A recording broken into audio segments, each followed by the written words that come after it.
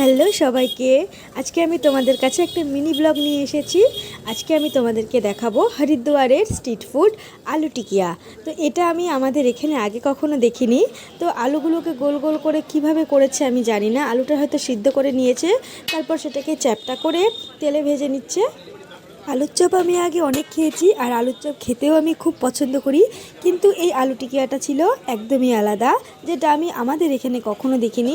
প্রথমে ওরা আলু টিকিয়াটাকে ভেঙে নিল, ভেঙে ওখানে কিছু কিছু মশলা অ্যাড করলো, যেমন তোমার চাট মশলা দিয়েছিল, বিট লবণ দিয়েছিল টক দই, একটা তেঁতুলের চাটনিও অ্যাড করেছিল, আর একটা পুদিনার চাটনি দিয়েছিল। সব কিছু একসাথে মিশিয়ে, তো এটার টেস্ট আমার কাছে তো খুবই ভালো লেগেছিল। কিন্তু হরিদ্বারের এই স্ট্রিট ফুড তোমরা যদি খেয়ে দেখো, তোমাদের আশা করি খুবই ভালো লাগবে। আর আমাকে জানিও তোমাদের কেমন লাগলো। আমার তো বেশ ভালো লেগেছে। এইরকম ছোটো ছোটো খাবারের ব্লগ তোমাদের কেমন